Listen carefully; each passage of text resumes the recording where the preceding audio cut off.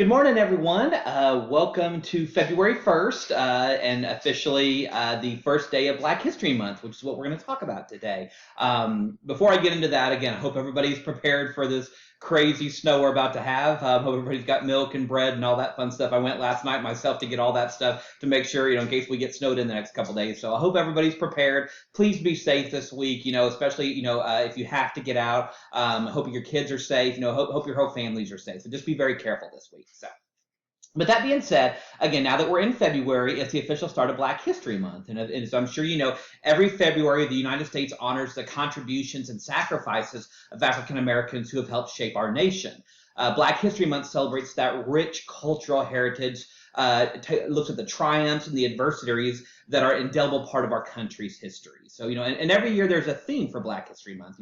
This year's theme is called Black Health and Wellness, which pays homage to the medical scholars and all of our healthcare providers. And obviously this theme is especially timely, as we enter the third year of the COVID-19 pandemic, which unfortunately has disproportionately affected minority communities and placed unique and undue burdens on Black healthcare for professionals. So I think it's really a great theme that we have this year. So. Just a real brief history lesson for you. One of the early Black activists, his name was Carter Woodson. He's kind of known as the father of Black history. He first set out in 1926 to designate a time to promote and educate people about Black history and culture. So the whole idea is almost 100 years old. Woodson, he envisioned kind of what we call a week-long celebration to encourage the coordinated teaching of Black history in public schools. And as he was developing this, he designated the second week of February as what he called Negro History Week, and he galvanized fellow historians through the Association for the Study of Negro Life and History, which he himself founded in 1915. His thought and idea wasn't to place limitations on learning about Black history, but really to focus and broaden the nation's consciousness about Black history. This idea, grew into acceptance. And then by the late 1960s, Negro History Week had involved what is now known as Black History Month. Especially, obviously in the 1960s with protests around racial injustice, inequality, they were occurring in many parts of the U.S. and they were really pivotal to this kind of change. So we'll say roughly 50 years after the first celebrations in the 1920s, President Gerald Ford officially recognized Black History Month during the country's 1976 bicentennial. President Ford called upon all Americans to, and I quote, seize the opportunity to honor the too often neglected accomplishments of Black Americans in every area of endeavor throughout our history. So. Again, it's a lot of people think Black History Month, the celebration, is a fairly new thing. And it's not. It's almost 100 years old. So, and again, it was officially recognized as Black History Month with President Ford in 1976. But the celebrations have been going on for almost a century. So it's really a huge part of our history. And I know one question that when we're learning about these things, one question I always hear is, why do we celebrate Black History Month in February? Well. Primarily, February was chosen because the second week of the month coincides with the birthdays of President Abraham Lincoln and Frederick Douglass. Lincoln obviously was influential in the emancipation of slaves, and Douglass, who himself was a former slave, was a prominent leader in the abolitionist movement, which fought to end slavery. And again, because Lincoln and Douglass were both born in the second week of February, it was traditionally a time when African Americans would hold celebrations in honor of emancipation. So that's primarily why the month of February was chosen to celebrate Black History Month. So there's a little bit of a history lesson for you. But what I'd like to do with each week during Black History Month is as part of my talks, is I want to draw your attention to somebody unique in American Black cultural history that maybe you aren't as familiar with. Obviously, we could talk all along about Dr. King and Malcolm X and, so many great Black leaders in our history. But I wanted to draw attention to some that had a huge impact on our history that maybe somebody you wouldn't necessarily read about in our history books. And maybe my favorite story is that of Dr. George Grant.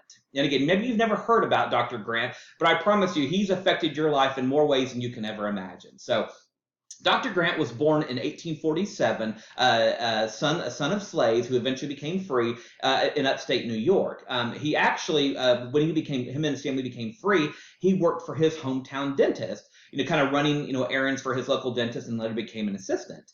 And at 19, simply 19, he actually left his hometown in New York for Boston, where he actually got a job as a dental assistant. And then 2 years later, he gained interest into Harvard Dental School. He was the first African American to be admitted into Harvard Dental School, which was the first dental school in the nation. So, and actually, a couple of years later, he graduated with honors. He was one of the few graduates with honors, and he was the second African American to ever earn a degree in dentistry. So, he was the first to enter, but one other person graduated before him. But again, he was the first. He kind of broke the barrier of being admitted to professional schools in American higher education.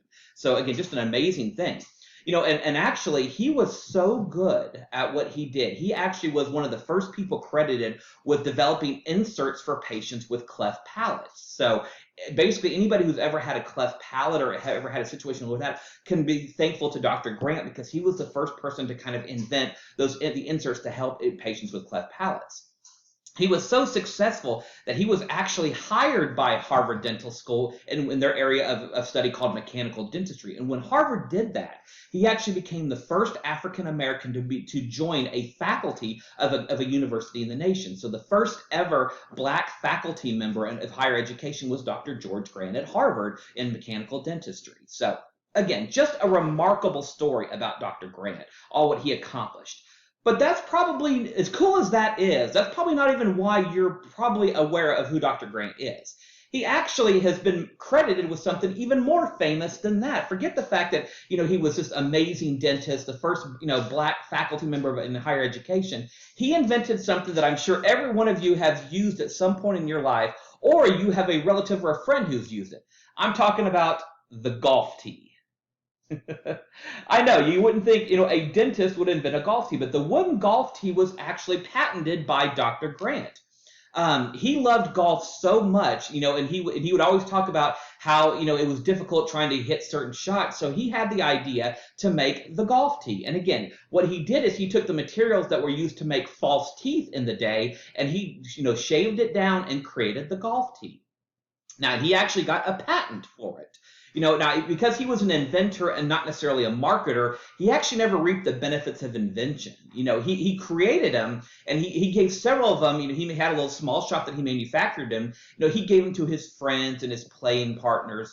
He eventually died of liver disease in 1910, and the invention passed with him. But again, some of his friends who he played golf with took up the invention and marketed it, and they actually ended up making a fortune off of the tee. But unfortunately, Dr. Grant never got to take advantage of his invention because he died before it was marketed. But the next time you see golf on TV, the next time you play golf and you hit a tee shot, just remember this, this little simple advice was invented by Dr. George Grant, one of the unsung heroes in American history. So, well, that's kind of all I wanted to share for today. Just want to kind of give you a little bit of overview of Black History Month. And again, each week we'll do kind of a celebration of an unsung hero in Black American history. So I will be sending out an email or a meeting request. We're going to do a couple of lunch and learns this week that we do during special events. I think and we'll try to do a couple things that we've never done before, have some fun, have some celebration, and really enjoy Black History Month. So I'm also going to be including in the email that I send you a link for events that are kind of around in our community. So if you're interested more in Black History Month within the Urbana-Champaign community, just take a look at that link and it'll share some things with you. So have a great day, everybody. Happy Black History Month. I really hope everybody stays safe with the snow coming. Hope you don't have to get out, but if you do, just please be very safe. So have a great week, everybody, and I'll talk to you soon.